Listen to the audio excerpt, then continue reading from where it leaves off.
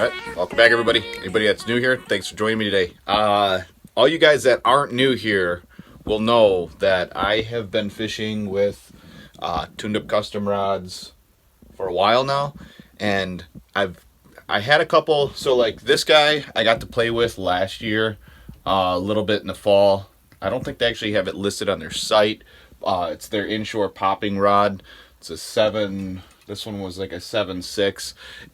I forgot the action. It's like a medium fast. That's my walleye jerkbait rod. And then I have, this is the Apex Elite. So just a standard Apex Elite 7.2 light. That's my current panfish setup. But as you guys know, I go pan fishing a lot. So we'll get to that. And then this is my Apex Elite bait caster. A bunch of people were giving me crap for using my spinning reel for bass fishing and stuff like that, which I still use spinning rods for bass fishing and stuff like that. There's plenty of applications for ultralight stuff. Something about bass in Wisconsin, plus I think it's just that I grew up with spinning rods. But if you guys follow me along and you guys are ice fishermen, one of the things that you'll know is I have all of these Revo S10s. So I have 3 more Revo S10s. 2 of them have 6-pound test on them, and then so I have 4. 2 of them have 6-pound test on them. 2 of them had 4-pound test. I have a spool of 4-pound P-line. What I went and did is I got a couple more rods from Tuned Up that I'm hoping will bridge the gap for the things that I need done. Right? So like I was saying, I may have got a couple more of those rods. These ones are going to be very specific for very specific purposes, mainly for those spinning reels that I have that I use for ice fishing. They're going to be transferred over so that I can use them for open water fishing. But let me just unwrap these rods real quick. All right, so now that these guys are all unwrapped, I'm going to have to go over these individually, each with you guys. Let me take the rest of this wrapping paper off and we'll get started. I hope you guys are excited because it's going to give me a lot more options. All right, so I got them unboxed and laid out on the ground here. And just in case you guys are wondering, no, I didn't get 3 new rods. The one in the middle there, I'll talk about it a little bit for anybody that's new here. If you recently have subscribed, you might not have seen the video from last spring. I had got a 7.2, I think that's, let me see real quick. That is a 7.2 medium light. Yeah, that's a Apex Elite medium light. And I have lines put on that one. So let me try to show you this real quick here. So I have lines starting through here, and they all have their retrospective measurements. So it goes from 8 inches and it starts from right here. So that's, 8. So 8, 9, 10, 11, 12, 13, 14, 15. And I think that's 18, 19, 20. And then I think that was 26, 27, 28, 29, 30. No, 26, 27, 28, 29, 30, 31. That might be 25. So I got to remember which one's which. But I did that because I wanted to use that one mainly for like pitching jigs for walleyes or drop shotting and stuff like that. And the mix between the two is drop shotting and jigging for panfish, stuff like that. I like to be able to measure my panfish, so 8 inches, 15 inches.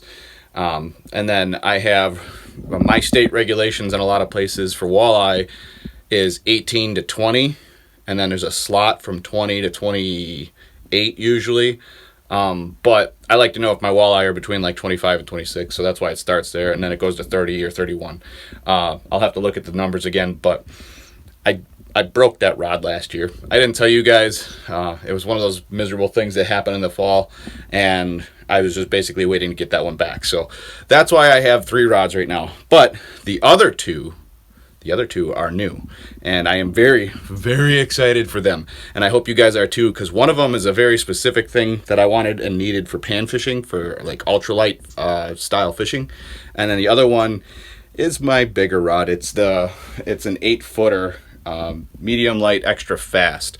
That one specifically is going to be, I think, I throw ultralight jerk baits a lot of times and a heavier action rod. So like this guy is meant, the inshore popping was meant for the heavier jerk baits, but it won't throw light jerk baits even if I'm running stuff because it's too stiff of a rod. It's meant for big baits. That one is going to be meant for the lighter baits. I'm going to try to go over them one by one with you guys. Like I said, I'm not going to go over the other one. I have a whole video on that. If you guys want to see that, I'll put that up here. And then that way you guys can go check that video out, because it's the same rod. I just broke it and they got me a new one. So don't break your rods, people. It's very upsetting when it's like right in the middle of walleye season. That's another reason you guys didn't get a bunch of walleye videos last fall, was I was doing really good and then broke the rod. So let's talk about the new panfish rod first. Okay, so I did something that's going to make this a lot easier. I don't know if you guys know, this is the Bluegill Cave. It's been named the Bluegill Cave because I'm a bluegill nut. And, well, here, I can spin around in it if I'm very careful. And you can tell it's not that big. And this is an 8-foot rod, which you can see basically almost spans that whole wall. So I don't even know, that's got to be a 9-foot wall, or maybe a 9.5-foot wall. Oh, it's goofy sized. And then this is the panfish rod next to my other Apex. So the difference between these is one is I have the Apex, the darker one. That's just an Apex light action. So the light action, I don't know if I'm going to be able to show you guys on here without messing up stuff, but let me see. So that's my light action right there. This is the one I just got. That's my ultralight action.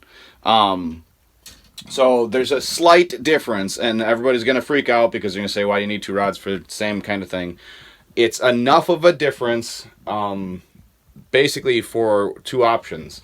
So right now, I have a bobber setup on my light rod. The reason I like having the little bit stiffer versus ultralight for bobber fishing is when you're bringing up line to set the hook at a distance, you want a pretty snappy direct connection.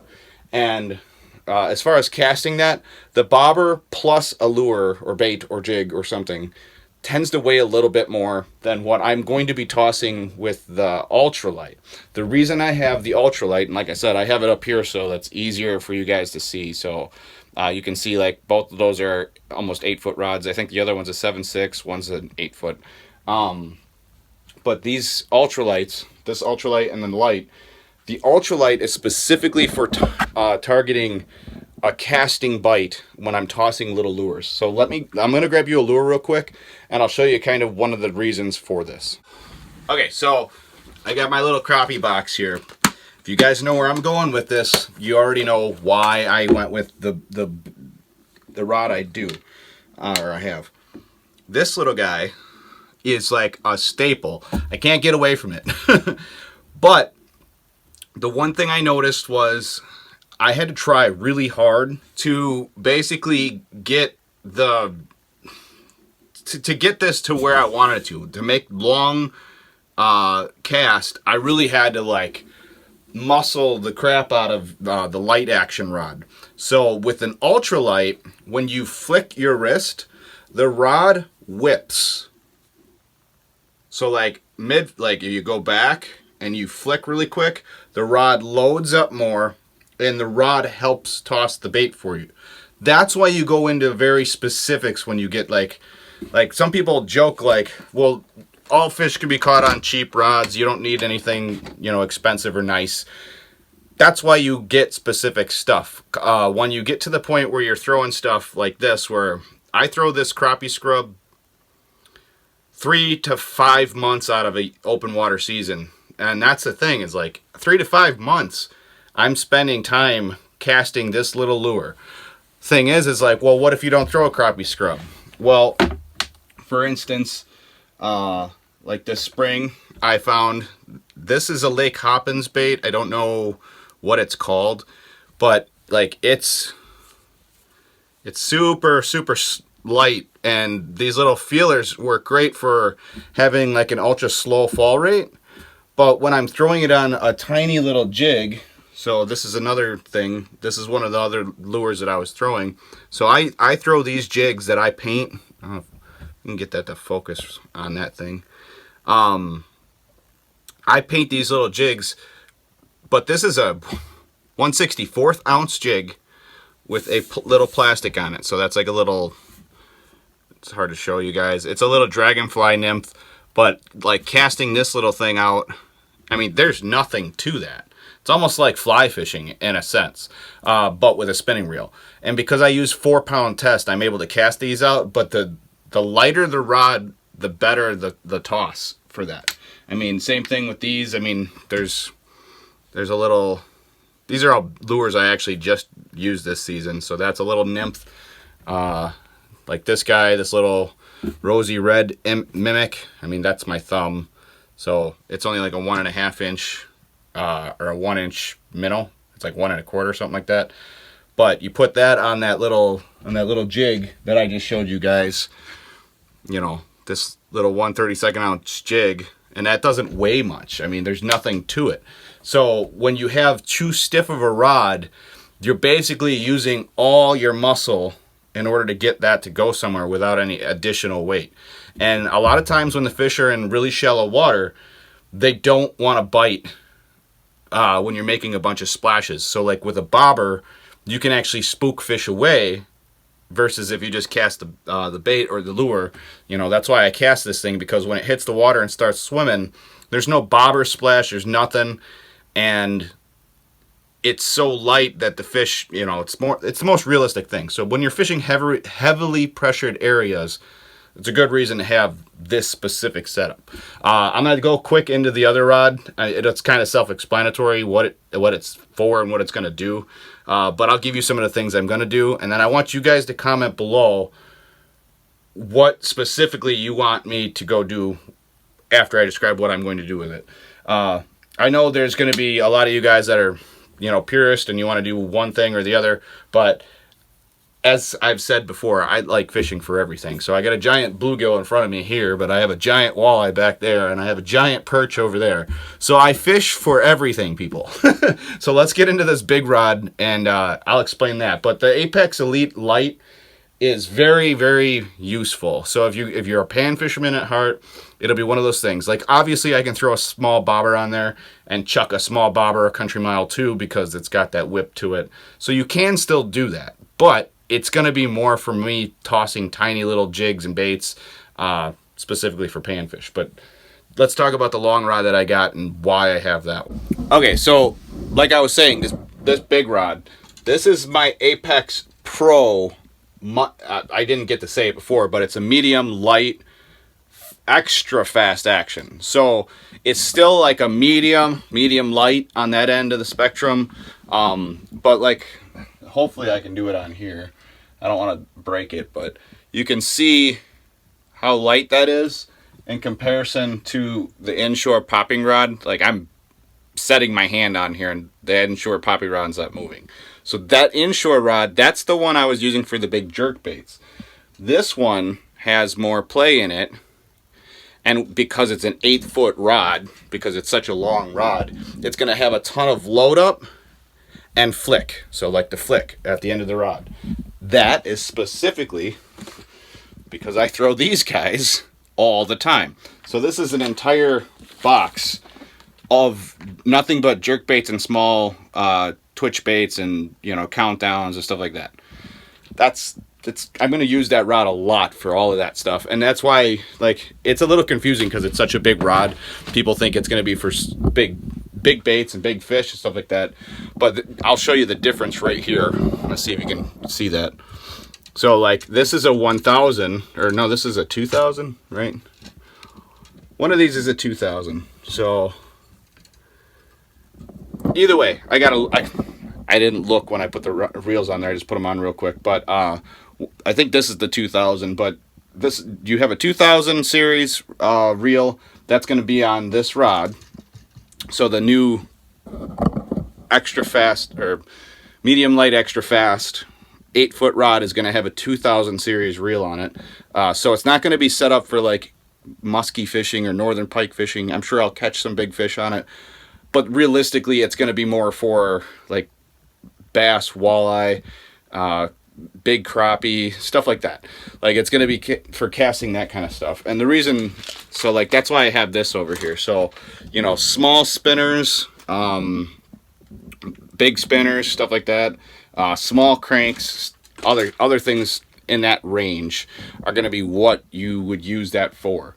But like I was trying to say, so that rod will have a 2000 series reel on it, and then the inshore popping rod has my 4000 series reel on it. So that's the big difference. Like you're gonna have a drastic power upgrade when you go to the inshore popping rod versus the Pro Apex Pro medium light extra fast action. I keep saying that mainly because I want to be able to know exactly what I'm saying when I'm trying to talk to you guys about these rods.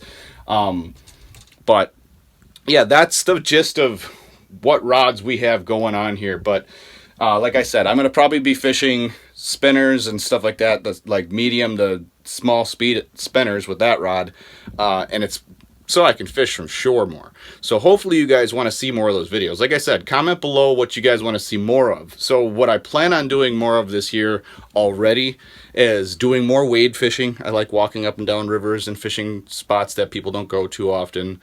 More bank fishing, so finding areas where I can sit on a bank and make cast and do all that stuff. I want to fish for more smallmouth this year and more bass specifically, more walleye and everything else. But the other thing is here, if you aren't new here, I'm going to do a review on this Curado DC that I got towards the end of last year for my bait casting setup. I'm going to give a full review of my whole setup. So not just the reel, but like the whole setup. So stay tuned for that video.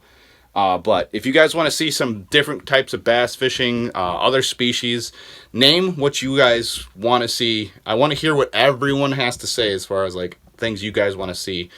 Comment below, so that way we can kind of get I want to set up some plans so videos that I put out are ones you guys want to see for this open water season. All right, so hopefully you guys are as excited as I am. I will link Tuned Up Customs in the description below. They've been amazing helping this channel out. You guys are amazing, for subscribing and all that stuff, and it's all mutual expression. I'm very, very happy you guys are enjoying all this stuff, and like I said, I hope you guys are excited about all the different things I can do with these rods now. I have so many different options, and I have some very interesting plans that I don't want to say yet, but you'll have to subscribe and see for the future videos what I'm talking about. But I kind of want to do some exciting different things this year. I mean, I did a lot last year, but like I said before, you guys just got to comment below.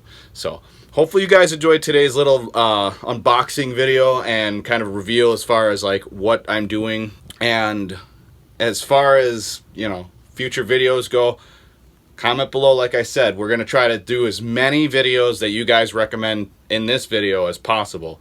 And then I also have some awesome future videos right now planned. So like I said, stay tuned for those videos.